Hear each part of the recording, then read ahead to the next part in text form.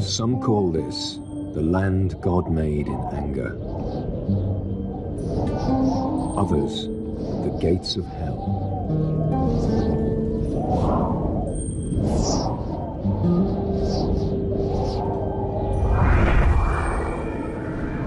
Scorching heat. Shimmering mirages. The deserts of Namibia in southwest Africa. This is a hostile place.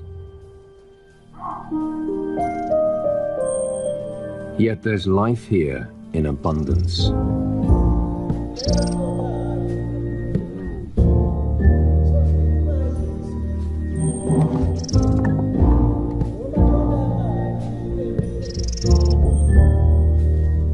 How do these creatures survive?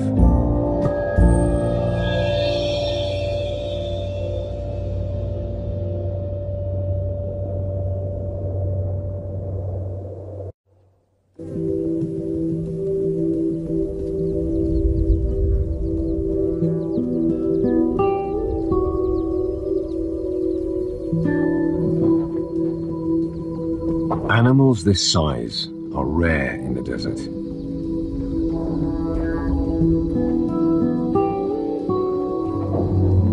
Large bodies need huge quantities of food and water. In the deserts of Namibia, both are in short supply. Some of the largest animals on the planet, flourishing in one of the driest landscapes on Earth. Namibia's desert kingdom is framed by two enduring rivers, to the north and the south. You can travel for days here and see nothing but dust and sand. The secret to survival in this barren landscape lies in these vast, dry valleys cut through the land. Riverbeds with no sign of water. Yet here, even without rain, life clings on.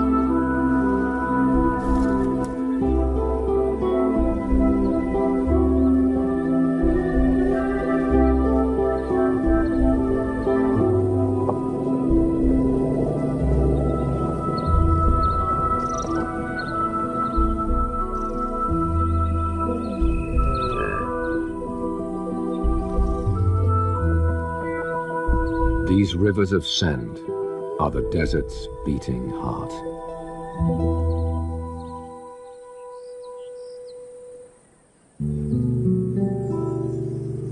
Strangely, the Namib Desert is created by water. Far inland, rivers flow through the mountains.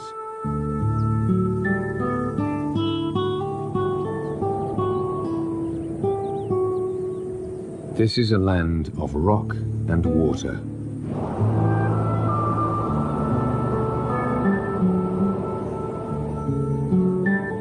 And with so much water, there's no shortage of life.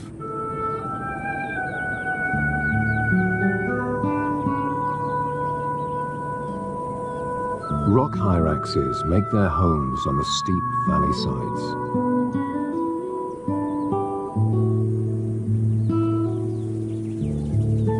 Swifts nest here by the thousand, and they're constantly on the wing in search of insects.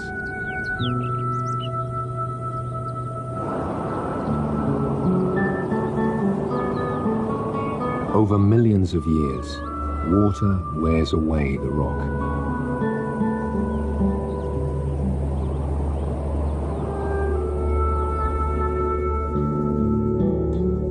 It carves deep gorges, grinds mountains into sand, and washes it down towards the sea.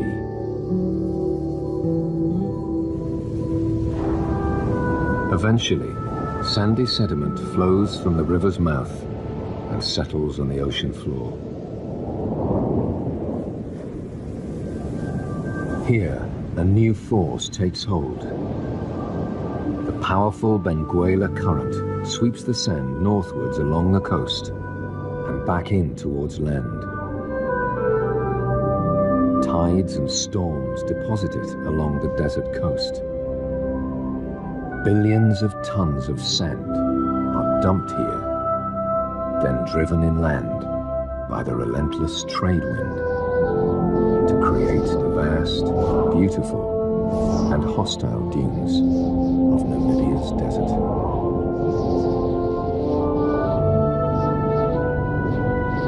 No rain, no water, just sand.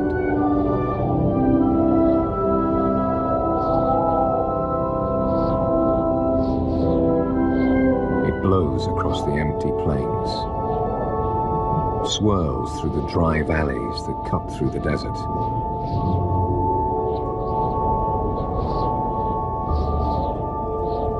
The valley floor is home to creatures that could survive nowhere else here. Springbok, oryx, even elephants.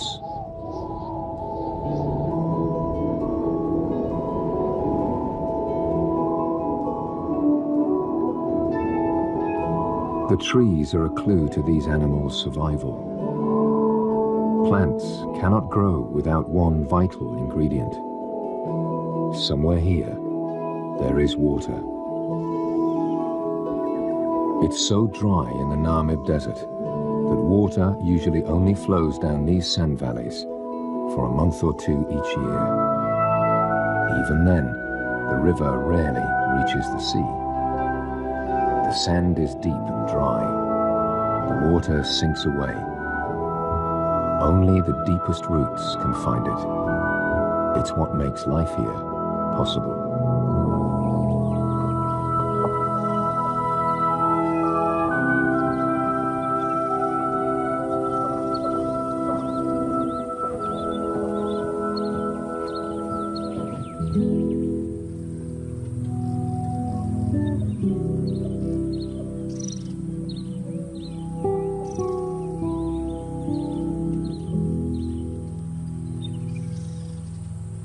Even a full-grown bull elephant struggles to reach the good stuff.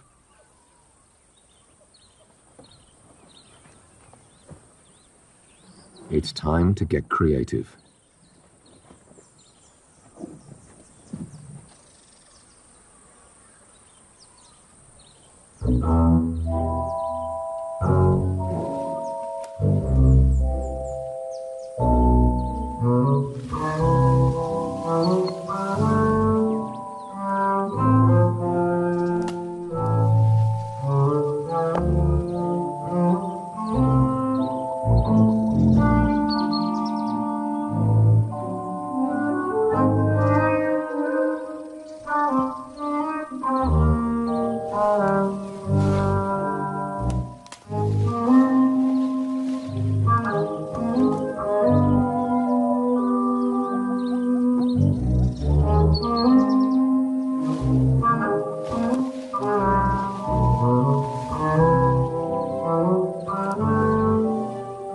Elephants are social animals. They're not all tall enough to reach. So once the branch is down, it's not long before others want to share.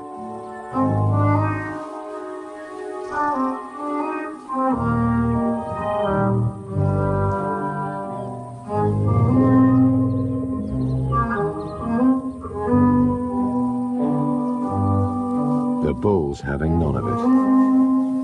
Well, maybe he could let the youngster have just a bit.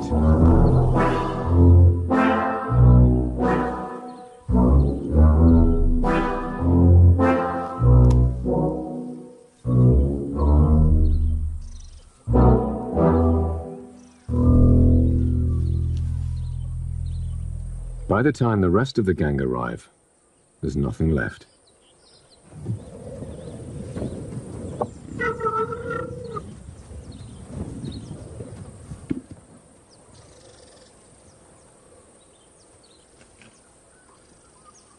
The fact that so many elephants can live here is testament to their extraordinary survival skills.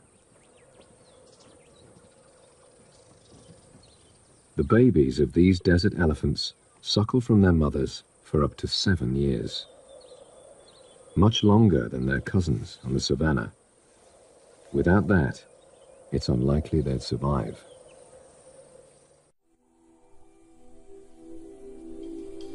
Moisture trapped beneath the sand is not the only source of water here.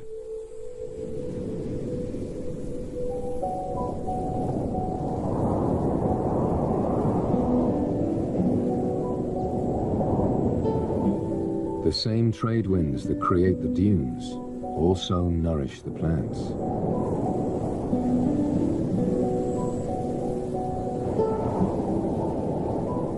The weather along Namibia's coast is notoriously brutal. The shoreline is littered with wrecks.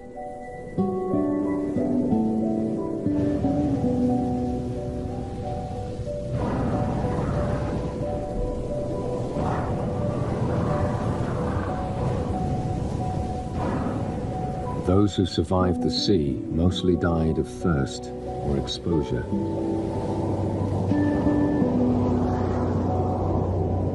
The few who lived to tell the tale gave this shore its name, the Skeleton Coast.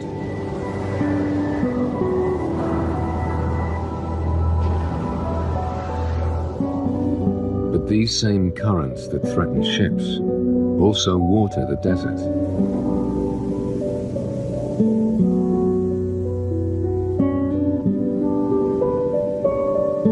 Cold seawater is heated by the warm desert shore.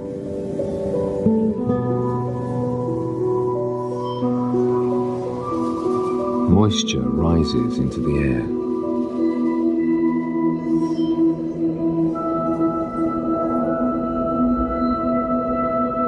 From time to time, the trade winds blow this humid air inland.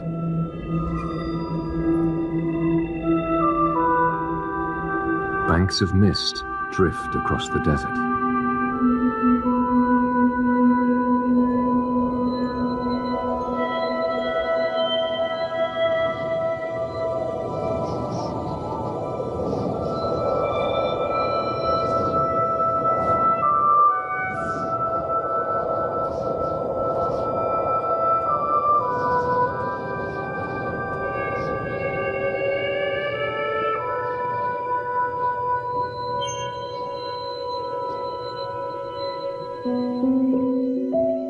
In the Sand River, in the cool of the morning, water condenses on the leaves. For one ephemeral hour, it's almost as though it had rained.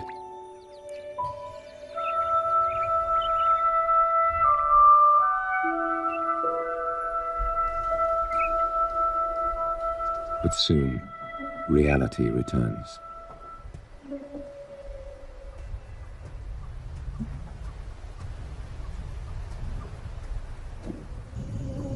For desert giraffes, finding food is only half the battle. The hard part is winning a mate. These two males are normally content in each other's company. But when a female comes by, that changes.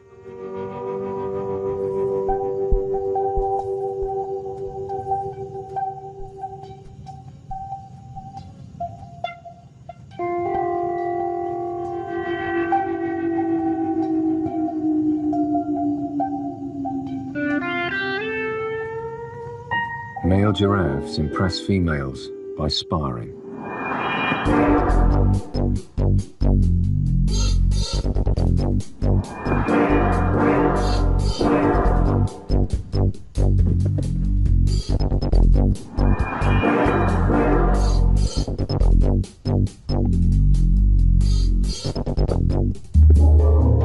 This fight is comparatively gentle. They can be brutal. The female's not impressed.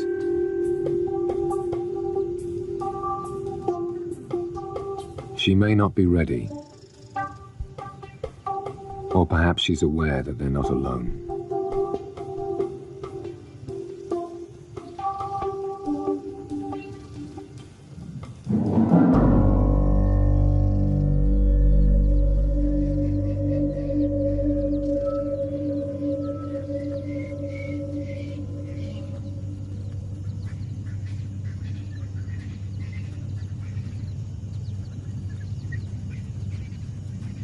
A lion pride this size is extremely rare in the desert. 3 females and 5 cubs.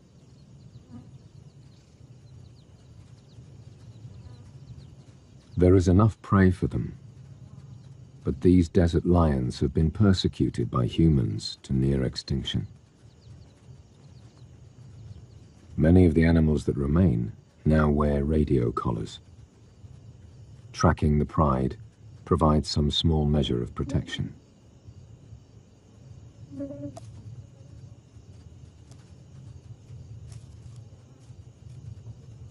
Here, for now, they are comparatively safe.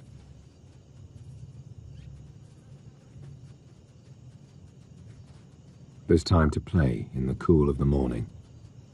There's a whole world to explore.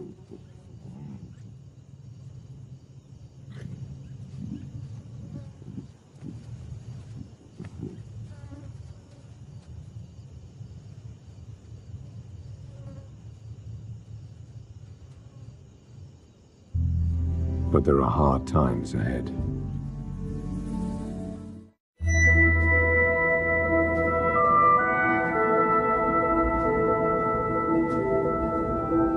The Sand River has been dry for almost a year. And with every passing day, the land grows drier. It could be months before water flows again.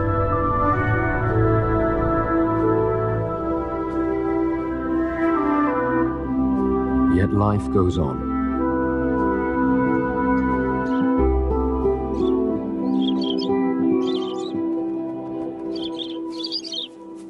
Lovebirds shelter in the shade of the rocks.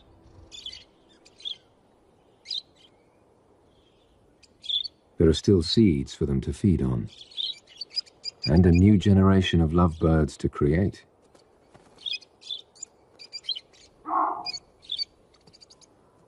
Baboons thrive here.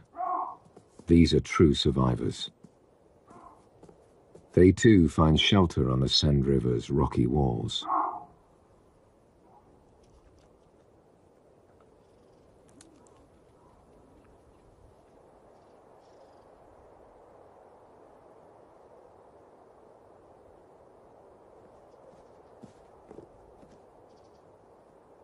Fruits and leaves provide welcome moisture.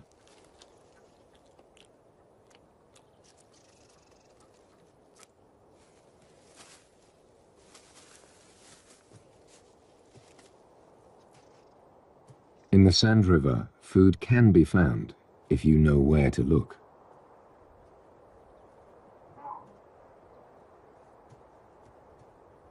The older, more experienced baboons rarely go hungry.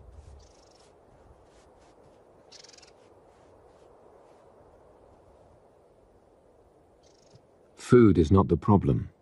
As always here, it's water.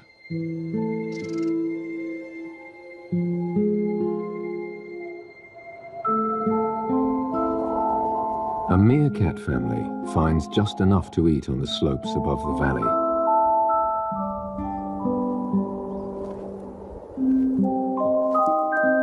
They can survive here because they don't need to drink. They get all the water they need from their food.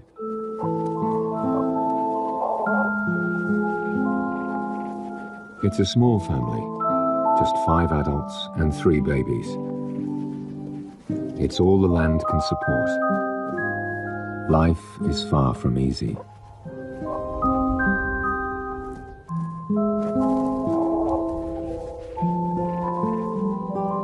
Every day they must scratch a living from the unforgiving sand and gravel.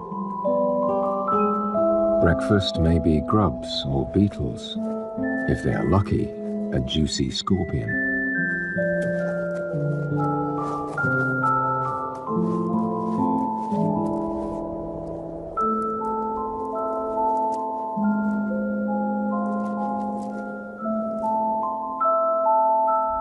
Just as the insects make it possible for meerkats to live here, so the meerkats make life possible for others. They must watch for foxes, jackals, snakes, and for danger from above. Eagles patrol these skies. This one has already made a kill. But it's not from their group. For now, the skies are safe.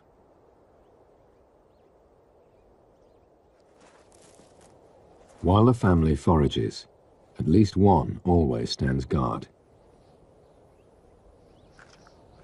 An alarm bark.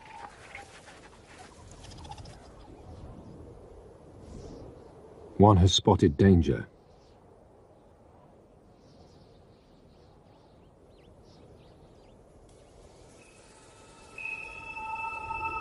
This Cape fox is uncomfortably close. He may just be resting, or he could be contemplating breakfast.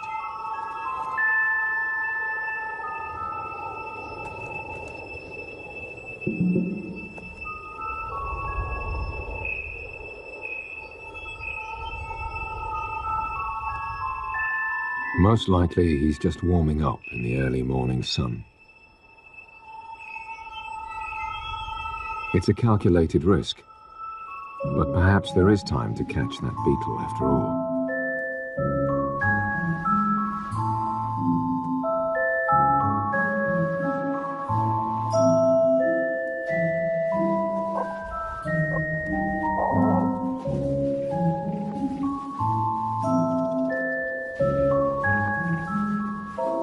In the end, the family decide that the fox is just too close for comfort.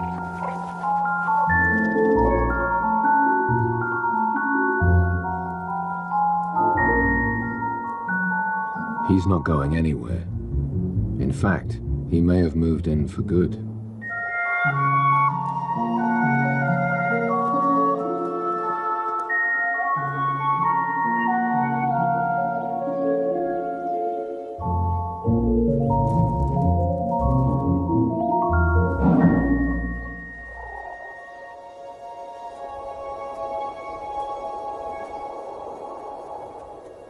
This may be a safer home. The rocky outcrop will help shelter them from the sun and from predators, for now. But inevitably, predators will find them again. Life in the Sand River means constantly moving on.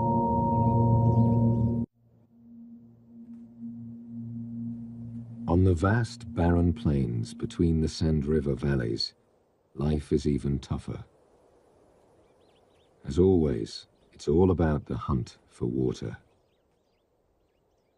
Ostriches can walk huge distances. They're built for the desert. Oryx and springbok, too.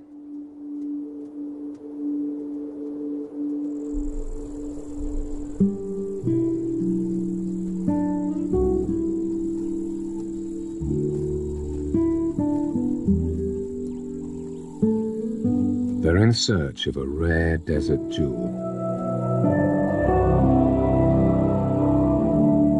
A small freshwater spring, far from the Sand River.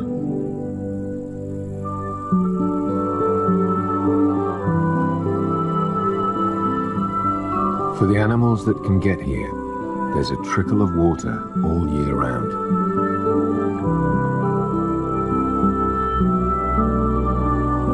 Martins take a drink on the wing.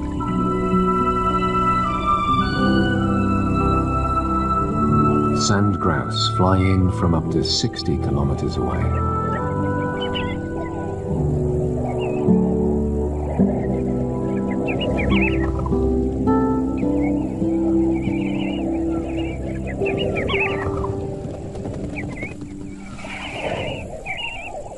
Huge flocks gather every morning. They dip their breast feathers, soaking up water to carry back for their young way off in the desert. They must remain alert. Falcons watch over the oasis. For them too, this is a place of plenty.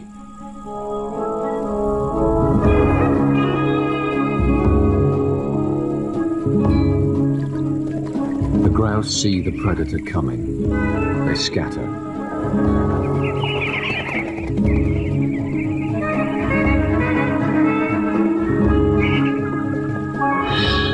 This time, the falcon misses, but soon she'll try again.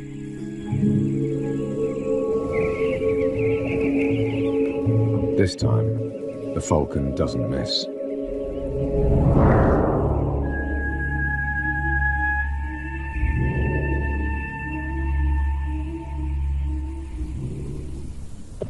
In the Sand River Valley, the elephants have developed their own unique way to get water.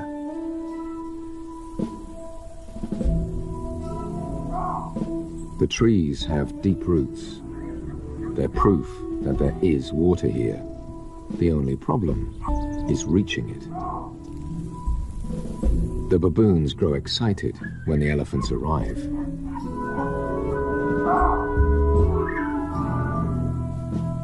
They know what's coming next. The elephants are their ticket to a free drink.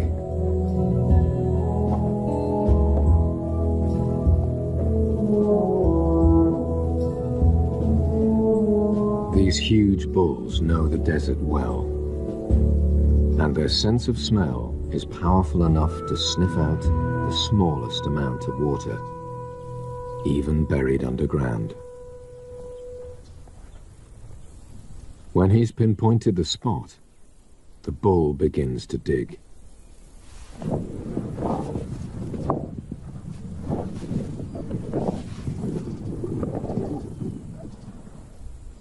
All the baboons need to do is wait.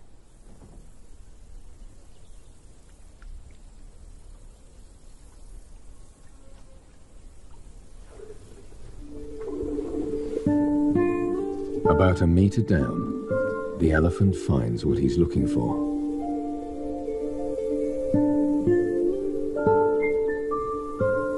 He siphons off the sandy water to leave a fresh, clear pool.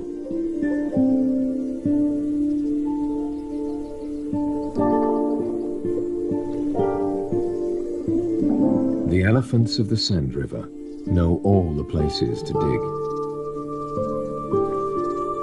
Most likely, they learned from their families. Elephants pass knowledge from generation to generation.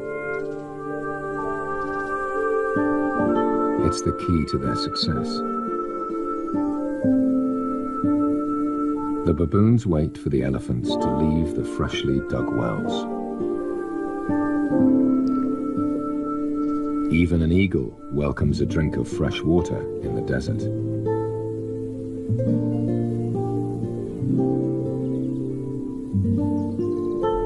For all these animals, this is a fleeting opportunity. All too soon, these wells will run dry.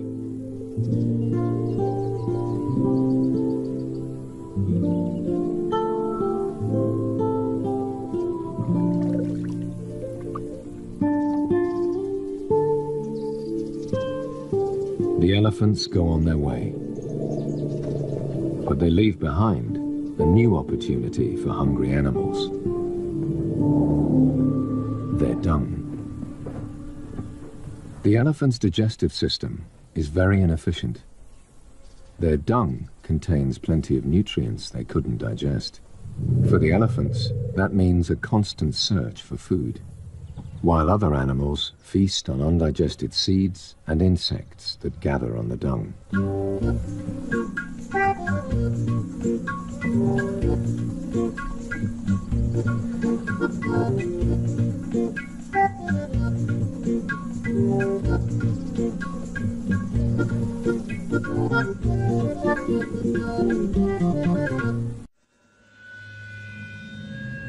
Soon the last drops of water and the last scraps of dung will be gone. Searing heat scorches the desert. One day the river will flow again. But first, it must rain in mountains hundreds of kilometers to the east.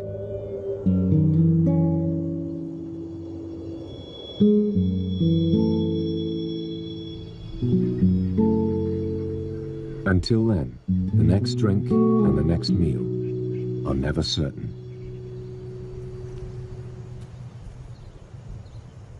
The lion cubs are about 5 months old. They need fresh meat every few days, or else they'll starve.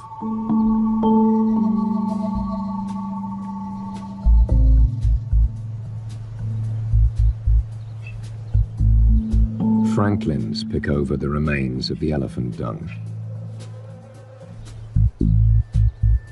Ideal stalking practice for ambitious young predators.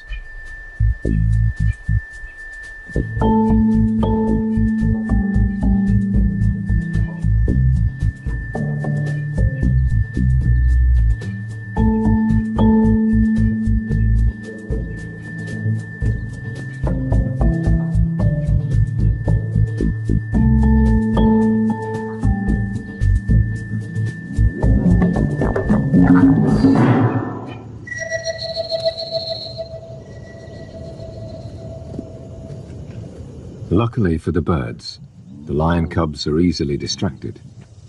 These youngsters still have a lot to learn before they can kill for themselves.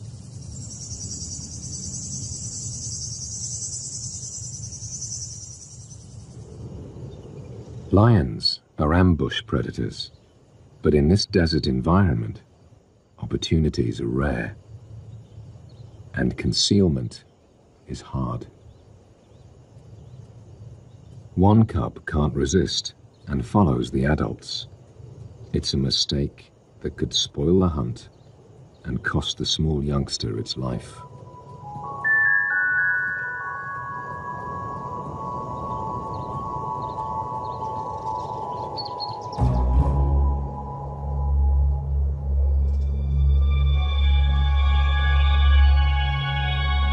An oryx is heading towards them, an opportunity.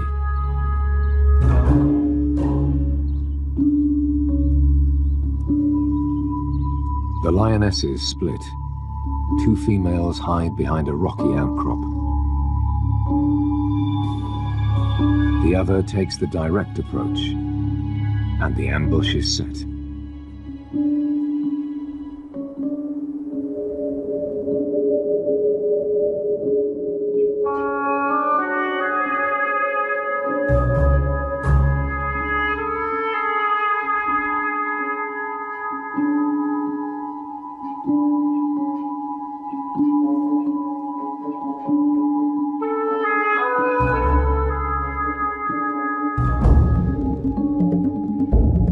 But the cub spooks a herd of springbok.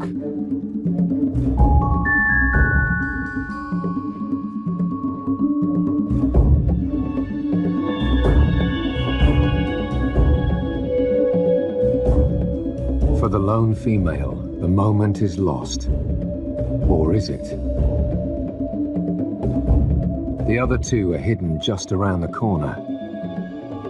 For the Sand River lions, 9 out of 10 hunts ends in failure.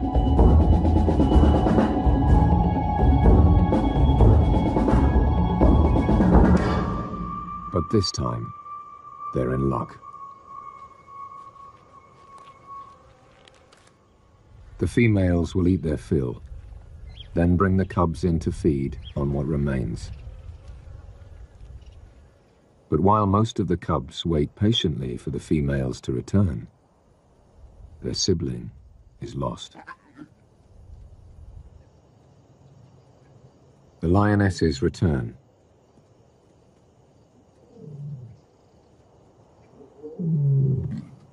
The cubs are delighted to see them, but the adults soon realize that one is missing.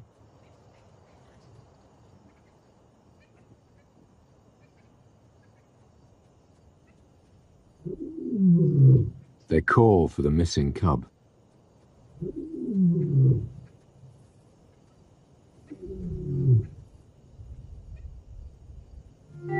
The calls have attracted the attention of two large males. If they fathered the cubs here, all will be well. If not, they'll kill them in order to sire cubs of their own.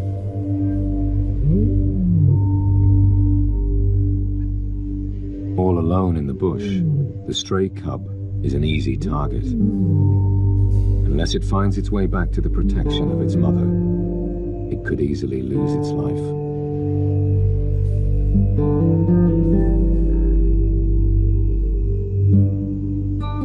The sun sets after another dry day in the Sand River.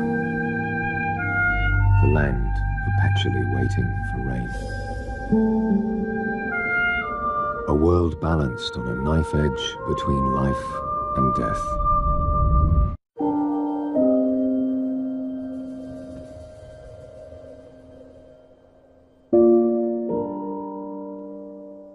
Then a new day begins, and the temperature starts to climb once more.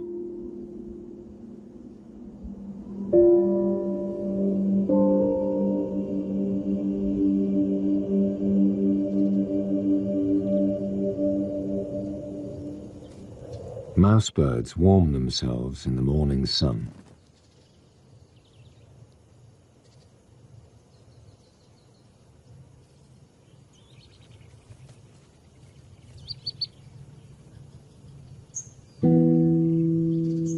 A caracal scans the desert in search of breakfast.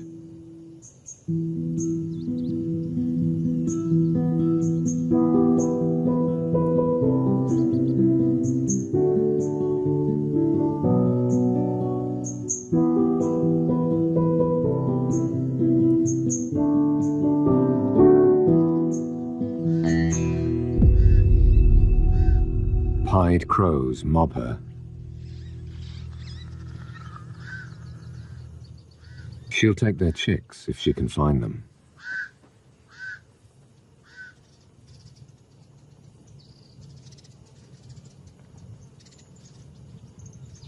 Unlike the lions, the caracal hunts alone. Her huge ears can detect even the smallest movement in the undergrowth.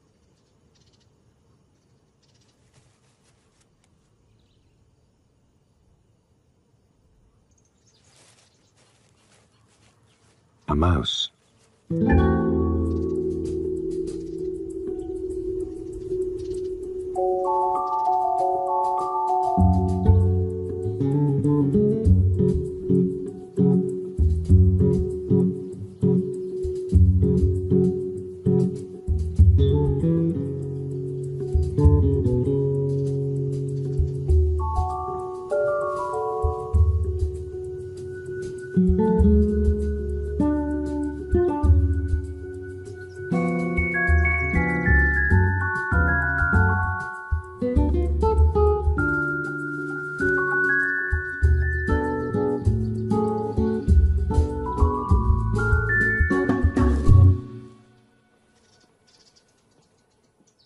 The caracal gets both food and moisture from a single meal.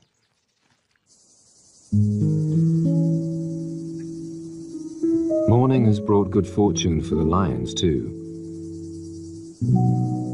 The males have stayed away. It's a sure sign that they are the cubs' fathers. If they weren't, by now the cubs would most likely be dead.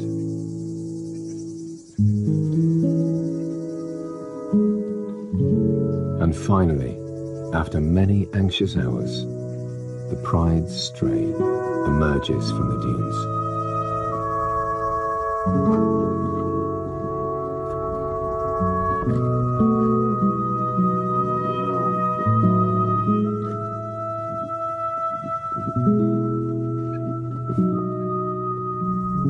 A joyful reunion amongst the parched and tangled roots.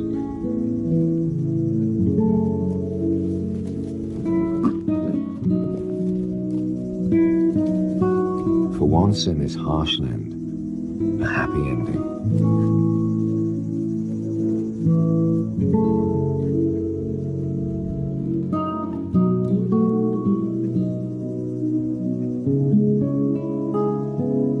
The males continue their long march around their territory, checking for intruders.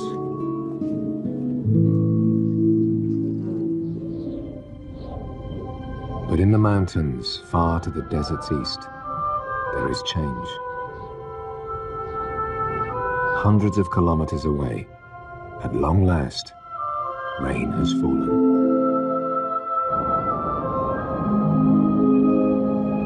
It pours through rocks and canyons and spills out onto the desert floor.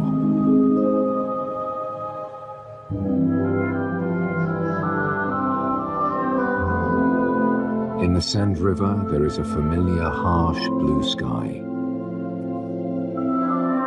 Finally, many hours later, the river comes to life.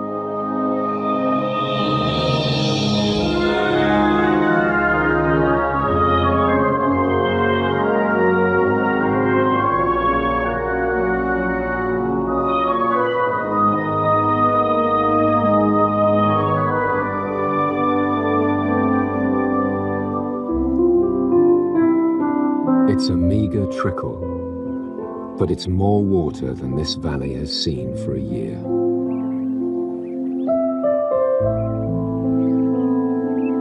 The lifeblood of the Namib Desert.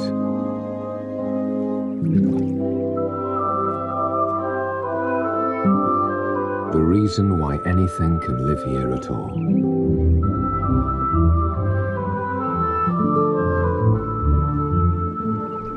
The water will soon soak away. It will pool amongst the rocks below the sand.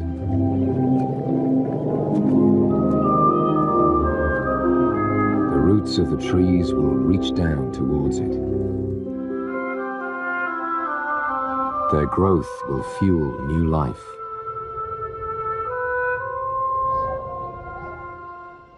The Sand River is renewed.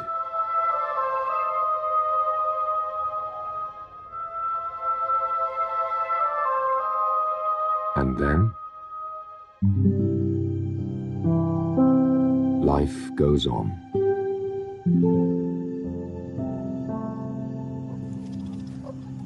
The future here is always uncertain.